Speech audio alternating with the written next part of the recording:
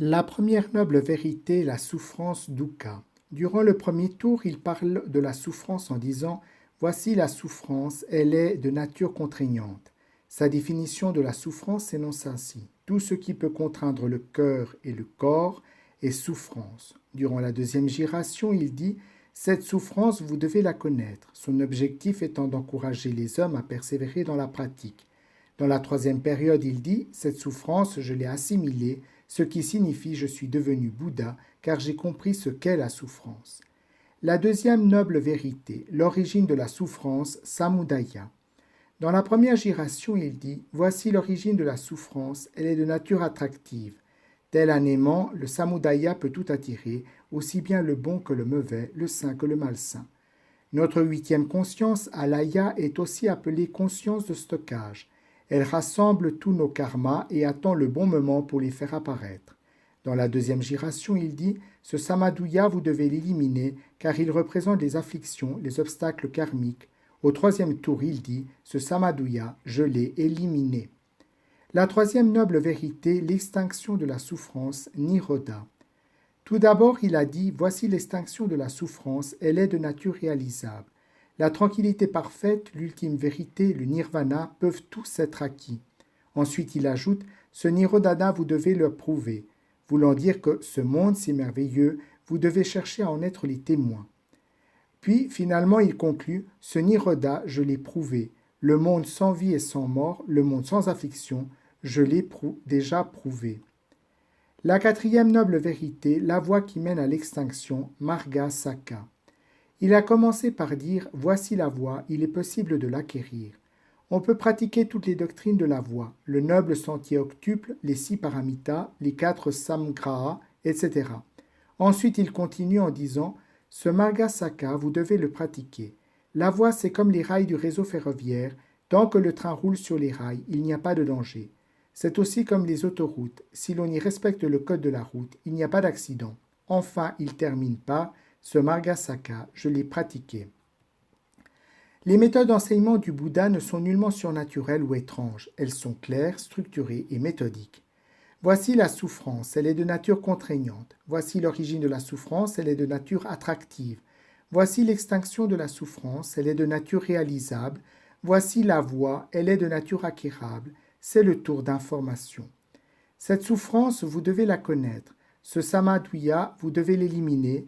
Ce nirodha, vous devez le prouver. Ce marga sakha, vous devez le pratiquer. C'est le tour d'exhortation. Cette souffrance, je l'ai assimilée. Ce samadhuya, je l'ai éliminé. Ce nirodha, je l'ai prouvé. Ce marga sakha, je l'ai pratiqué. C'est la session de démonstration. Ayant acquis une telle compréhension et en suivant cet ordre pour pratiquer le bouddhisme, nous serons sur la bonne voie. Dans la pratique, on parle souvent des 4 nobles vérités, des 12 nidana, de la coproduction conditionnelle. Mais dans l'ultime vérité, dans le prajna, il n'y a ni les 4 nobles vérités, ni les 12 nidana, car il n'existe aucune impureté dans la vraie vacuité.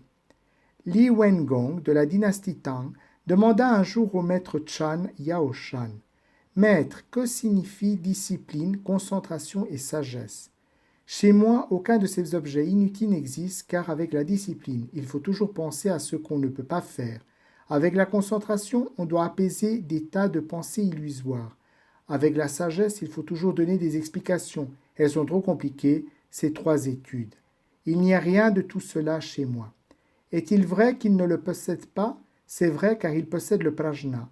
Dans le prajna, il n'y a ni les afflictions, ni le nirvana. Nous voilà sans doute perplexes. En effet, il est normal qu'il faille éliminer les afflictions, mais pourquoi faut-il aussi éliminer le body?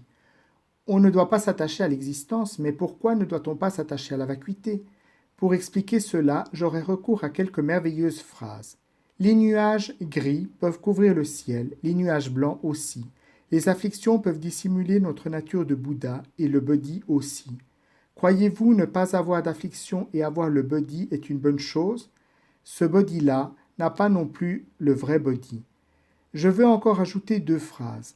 La chaîne de fer peut te lier à la chaîne en or aussi. Les afflictions et l'ignorance nous garrottent fermement, elles nous privent de liberté. Croyez-vous que la chaîne de body ne peut pas nous enchaîner? Lisons ce passage.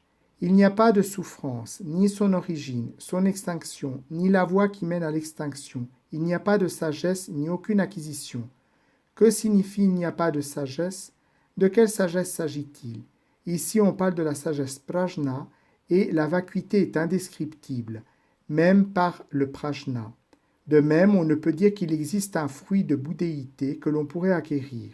Dire il n'y a pas de sagesse ni aucune acquisition, c'est regarder la vacuité du côté négatif. Car la non-sagesse est la vraie sagesse. C'est la sagesse de ne pas faire de différence. La non-acquisition est la vraie acquisition, c'est acquérir sans acquérir. Le niveau de la non-sagesse et de la non-acquisition est véritablement très haut. Un jour, les yeux, les sourcils, le nez et la bouche se disputent. D'abord, les yeux protestent. La disposition des parties du corps n'est pas bien faite. Nous sommes les plus utiles. Sans nous, on ne peut rien voir ni rien connaître. On dit toujours que les yeux sont les fenêtres de l'âme, et pourtant nous sommes plantés en dessous de ces inutiles sourcils. Nous ne sommes pas contents. Le nez aussi conteste. Moi aussi je suis mécontent. De toutes les parties du corps, le nez est la plus importante. Je m'occupe de la respiration. Sans moi, tout le monde meurt. Et on m'a mis en dessous et on a laissé les sourcils au premier niveau. À ces mots, la bouche crie à son tour. C'est moi qui dois me sentir la plus désavantagée. Je m'occupe de parler et sans moi, vous ne comprendrez rien. Je m'occupe de manger, sinon vous allez tous mourir de faim, et c'est moi qui me trouve au plus bas du visage. Finalement, les sourcils ne peuvent plus supporter toutes ces insultes. Ils leur disent « Ne criez plus, je veux bien me mettre en dessous de vous tous. » Alors ils se déplacent sous les yeux. C'est affreux, ça ne ressemble pas à un homme. Ils viennent sous le nez, c'est encore pire. Sous la bouche, ah non, c'est horrible. Comment faire? Finalement, ils décident à l'unanimité. C'est mieux si ces inutiles sourcils se mettent au-dessus, on va les laisser remonter. C'est pourquoi parfois ce qu'on croit inutile est bien utile. De même, parfois on pense que l'on n'a rien obtenu sans savoir que le monde de la non-acquisition est si merveilleux.